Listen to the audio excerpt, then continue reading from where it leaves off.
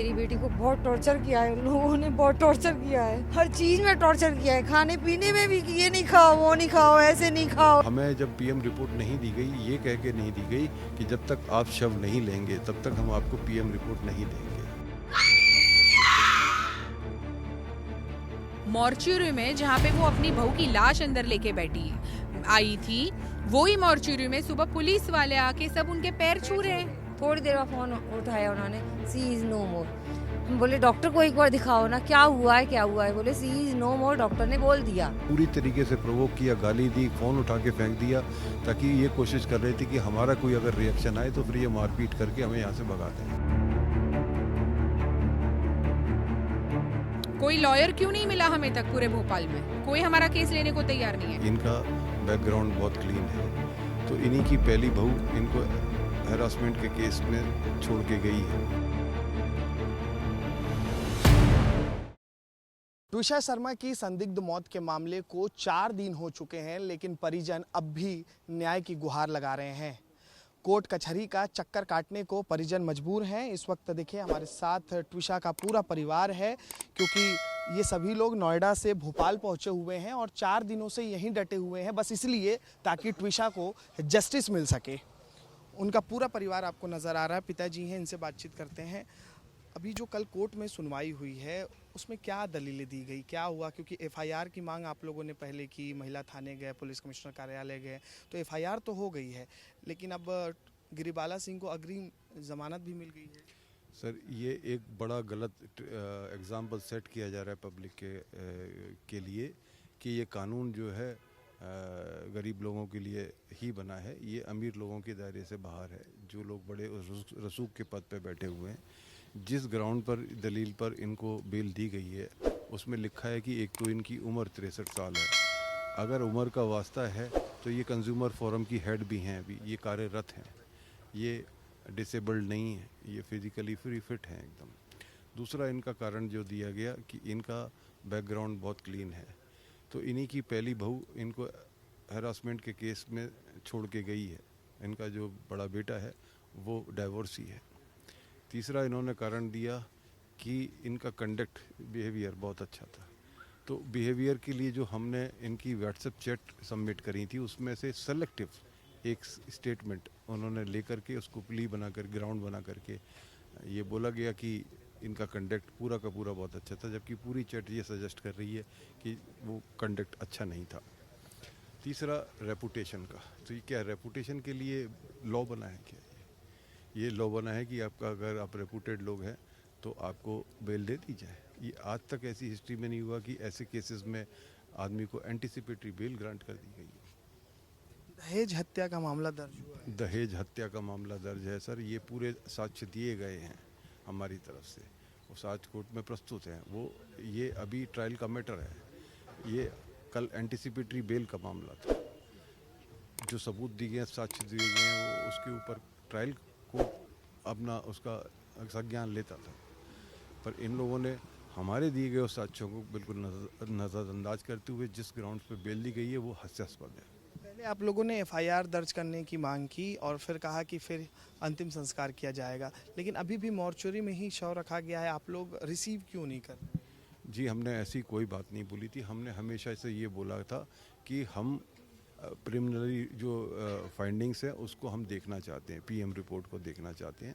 PM report जब हम देख लेंगे तब हमें पता लगेगा कि वो पीएम रिपोर्ट हमारी जो फाइंडिंग्स है उससे मैच कर रही है कि नहीं कर रही है। तो हमें जब पीएम रिपोर्ट नहीं दी गई, ये कह के नहीं दी गई कि जब तक आप शव नहीं लेंगे तब तक हम आपको पीएम रिपोर्ट नहीं देंगे। ये ग्राउंड बनाया गया पुलिस द्वारा कि जब तक आप बॉडी रिसीव नहीं करेंगे हम आपको पीएम रिपोर्ट ही नहीं देंगे। तो मैंने पुलिस से यही बोला कि आप मेरे ये अधिकार को कैसे छीन सकते हैं कि मैं सेकंड ओपिनियन पे जाऊं। अगर आज मैं आज से बॉडी ले लेता हूं तो मेरा सेकंड ओपिनियन करने का कोई राइट ही नहीं बनता है। इनके सारे लोग जो एम्स है या इन्हीं के रिश्तेदार यहाँ पर कार्यरत हैं, सारे के सारे बहुत इन्फ्लुएंसिव लोग हैं। आपने देखा, आप ये कह रहे हैं जो एम्स ने पीएम रिपोर्ट अभी दिया उस पर आपको भरोसा नहीं? बिल्कुल भरोसा नहीं है हमको एम्स की रिपोर्ट पर, चूँकि इन्हीं के लोग जो है वहाँ पर कार्यरत हैं सारे। आपने देखा कि 3 दिन तक हम कितना हैरास हुए। हमको यहाँ पर बोला गया कि ये इन्वेस्टिगेशन चल रहा है, एफआईआर तक नहीं लॉन्च की जा रही थी।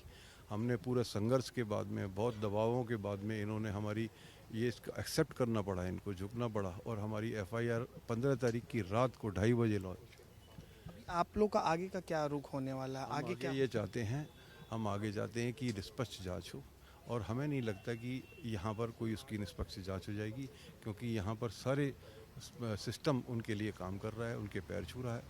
हमको चाहते हैं कि पोस्टमार्टम सेकंड ओपिनियन का राइट हमें दिया जाए और बॉडी को एम्स दिल्ली में इसका सेकंड ओपिनियन मिले और उसके बाद हमारे को ये भी हम मांग करते हैं कि प्रशासन से, भारतीय सरकार से, कि हमको ये केस रेयर मान के, क्योंकि ये एक बहुत ही इन्फ्लुएंस लोगों के खिलाफ है, यहाँ नहीं लड़ा जा सकता, इसको सुप्रीम कोर्ट संज्ञान लेकर के ये केस हमें नोएडा ट्रांसफ़र किया जाए, जो हमारे स्थान है। जो चाहते हैं कि नोएडा में ये केस की सुनवाई? बिल्कुल जी, हम चाहते हैं नोएडा में इस केस की सुनवाई, क्योंकि यहाँ पर हमारी लाइफ थ्रेट है। यहाँ पर कल भी हम कोर्ट में जब थे तो यहाँ पर काफ़ी लोगों ने हमारे पर अटैक करने की कोशिश की, इसमें अटैक करने की? इन्हीं के लोगों द्वारा कि इनके वकील के जो चैम्बर्स में वहाँ पर हम खड़े हुए थे तो कुछ लोग आकर के मिसकंडक्ट किया उन्होंने हमारे साथ में और हमको पूरी तरीके से प्रोवोक किया, गाली दी, फ़ोन उठा के फेंक दिया, ताकि ये कोशिश कर रही थी कि हमारा कोई अगर रिएक्शन आए तो फिर ये मारपीट करके हमें यहाँ से भगा दें। ऐसी स्थिति में, ऐसी लाइफ थ्रेटनिंग सिचुएशन में इन बड़े लोगों के बीच में एक आम आदमी क्या कर सकता है, ये एक बहुत बड़ा सवालिया निशान है। अगर आप हमें यहाँ से न्याय की उम्मीद ना के बराबर रह गई। बेटी को खोने का दर्द समझ सकता हूँ, लेकिन अभी क्या चाहती है, एक माँ क्या चाहती है अपनी बेटी की मौत के बाद? मेरी बेटी को न्याय मिले और इन दोनों को सज़ा मिले, समर सिंह और गिरीवाला सिंह, क्योंकि मेरी बेटी को बहुत टॉर्चर किया है उन लोगों ने, बहुत टॉर्चर किया है, हर चीज़ में टॉर्चर किया है, खाने पीने में भी कि ये नहीं खाओ, वो नहीं खाओ, ऐसे नहीं खाओ, ये करो। ये समर्थ सिंह अलग जाके अकेले में जाके उसको कुछ ना कुछ बोलता है, गंदा बोलता है, फिर माँ के सामने अपना बहुत सीधा बन जाता है, हर बात पे जरा सी बात है, घुमाने कहीं ले गया, रास्ते में टॉर्चर कर रहा है, फिर बोलता है पागल है। किसका शादी के कितने दिन के भीतर ये सब शुरू हो गया था विवाद? और ये अभी 1 महीने से ज़्यादा हो रहा है।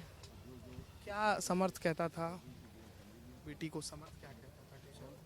गंदा बोलता था, गाली भी दी है समर सिंह ने, गाली दी है कुछ ना कुछ उसको कि तू पढ़ती नहीं है, तेरी पढ़ाई नहीं है, जब मेरी बेटी पढ़ी लिखी थी, खूब अच्छा इंग्लिश होती, तू इंग्लिश अच्छा नहीं आती। आखिर क्या बातचीत हुई थी आप लोगों की, क्या चैट हुई? वो रो रही थी मेरी बेटी और बोली मम्मी मेरे को ले जाओ यहाँ से, मैं बहुत परेशान हूँ अभी। लास्ट टाइम पे वो रो रही थी, फिर उसके बाद में समर सिंह की आवाज़ आई, वो फ़ोन कट हो गया, बार बार फ़ोन में कर रही, फ़ोन नहीं उठाया, फिर वापस है ना दोबारा मैं फ़ोन किया, 15 मिनट मैं समर्थ को कर रही हूँ फ़ोन, समर्थ नहीं उठा रहा, उसकी माँ को कर रही हूँ फ़ोन, गिरीवाला सिंह को, वो भी नहीं उठा रही फ़ोन। थोड़ी देर बाद फ़ोन उठाया उन्होंने, सी इज़ नो मोर। हम बोले डॉक्टर को एक बार दिखाओ ना, क्या हुआ है, बोले सी इज़ नो मोर, डॉक्टर ने बोल दिया, क्योंकि जो कि डॉक्टर इनके सारे रिलेटिव्स थे, फैमिली डॉक्टर थे उनके। कब तक अंतिम संस्कार नहीं होगा, क्योंकि शव जो है अभी भी मोर्चरी में? हमें अपना ये केस हमें दिल्ली में लेना है, वापस दोबारा से पोस्टमार्टम करानी है और इन दोनों को एफआईआर वापस करानी है हमको।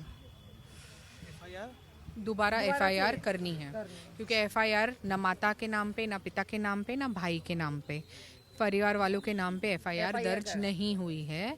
एफआईआर एसीपी के नाम से, जी रजनीश कश्यप के नाम से दर्ज हुई है, जो कि उसमें हमारा कोई होल्ड ही नहीं रहेगा फिर उस एफआईआर पे, वो कभी भी बदल सकती है। ऐसा क्यों हुआ? मतलब आप लोग एफआईआर कराना चाह रहे थे तो फिर आप लोग आवेदक? देखिए, पहले तो एफआईआर के लिए पोस्टमार्टम आने के बाद भी रजिस्टर नहीं हुई। पूरे भोपाल में, पूरे एमपी में क्या एक ही व्यक्ति के पास वो राइट्स है या एक ही व्यक्ति के पास पूरी पावर है एफआईआर लिखने के लिए? ये जो पूरी चीज़ है वो सिस्टम स्पेसिफिक है या पर्सन स्पेसिफिक है? वो किसी ने सवाल नहीं उठाए। बराबर बात कर रही हूँ ना मैं, क्योंकि आज हमारी बेटी मॉर्चुरी में पड़ी हुई है 12 तारीख की रात से आज तक, और हमें नहीं पता है आगे कब तक। जब तक न्याय नहीं मिलेगा तब तक आप लोग अंतिम संस्कार नहीं? बिल्कुल। सेकेंड ओपिनियन की पीएम रिपोर्ट नहीं आएगी, हमें जो करना है एम्स दिल्ली में, अभी आप लोग कोर्ट से परमिशन ले रहे हैं सेकंड पीएम। बस वही सब चल रहा है और वही प्रोसीजर के साथ हम आगे बढ़ेंगे, हम रुकने वालों में नहीं है। आप लोग को भोपाल में कोर्ट पर भरोसा नहीं? बिल्कुल नहीं है, बिल्कुल नहीं है, होता तो ये सब नहीं क्योंकि ये खुद सेशन कोर्ट में खुद जज थी, तो वहाँ पे सारे आप इसी चीज से अंदाजा लगा सकते हैं ना। मॉर्चुरी में जहाँ पे वो अपनी बहू की लाश अंदर लेके बैठी आई थी, वही मॉर्चुरी में सुबह पुलिस वाले आके सब उनके पैर छू रहे हैं। कहाँ होता है ऐसा? कौन पैर छूता है? नहीं है, बिल्कुल नहीं है। और वो पुलिस वाले किसको सर्व कर रहे हैं? जस्टिस को, पूरे सिस्टम को, या एक पर्सन को? किसको सर्व कर रहे हैं वो? मतलब कि कोई, वो भी डरे हुए हैं उनसे। कोई लॉयर क्यों नहीं मिला हमें तक पूरे भोपाल में? कोई हमारा केस लेने को तैयार नहीं है। हमारा जो अपॉइंट भी हुआ उसको धमकी क्यों आई? रात को 2:30 बजे फोन आया, इस केस को लाइटली लो, ज्यादा मत पड़ो इसमें। वकील आपका केस लड़ने को तैयार नहीं है? बिल्कुल नहीं, नहीं। और जिसे अपॉइंट किए सर, जिसे अपॉइंट किए उसको भी धमकी मिला? हाँ, जिसको अपॉइंट किए गए हैं, वो जिसको लोकली हायर किया गया था, उनके पास भी कॉल आया किसी बड़े पद वाले का कि इस केस को आप लाइटली लीजिएगा। अभी क्या करेंगे फिर? अभी कौन से वकील इस केस को हैंडल कर रहे हैं? जी, अभी वो तो बहुत परेशानी वाला विषय है, इसलिए हम चाहते हैं कि ये केस की सुनवाई जो है, जिसकी इन्वेस्टिगेशन और ट्रायल जो है बाहर हमारे यहाँ होना चाहिए, नोएडा में। हमने ये भी सुना कि जिसने निर्भया का केस लड़ा है वही, ऐसा कह रहे हैं, मतलब हम वकीलों को देख रहे हैं कि उनके भी यहाँ बातचीत चल रही है। अभी बातचीत चल रही है। सीमा जो एडवोकेट, वो सीमा जी ने ही किया था, अभी वर्चुअल कंडक्ट किया था अभी। मतलब जो निर्भया की वकील है वही केस को लड़ अब ये मुझे नहीं कंफर्म कर सकते कि निर्भया का केस, हाँ ऐसा बोला जा रहा है, मैंने I am not known to it, पर सीमा विश्वास ही हमारा कल वर्चुअल कंडक्ट किया था। तो देखिए, पूरा परिवार आपको दिखाई दे रहा है और न्याय की गुहार लगाने के लिए ये परिवार जो है दर दर भटकता हुआ नजर आ रहा है। इनका बस यही कहना है कि इस पूरे मामले में परिवार को न्याय मिले, जस्टिस मिले। अब परिवार का ये कहना है कि ये केस दिल्ली ट्रांसफ़र किया जाए, वहीं पर इसकी सुनवाई हो। इसके साथ ही सेकेंड पोस्टमार्टम किया जाए, क्योंकि इन्हें एम्स में हुए पोस्टमार्टम पर विश्वास नहीं है, भरोसा नहीं है, क्योंकि इनका कहना है कि जो आरोपी हैं वो रिटायर्ड जज रही हैं, उनका प्रभाव हर जगह देखने को मिल रहा है, चाहे कोर्ट हो या फिर एम्स का परिसर हो। इस वजह से परिवार की मांग है कि केस को जो है नोएडा दिल्ली ट्रांसफ़र किया जाए। कैमरा पर्सन अभिषेक शर्मा के साथ अनमोल तिवारी, विस्तार न्यूज़।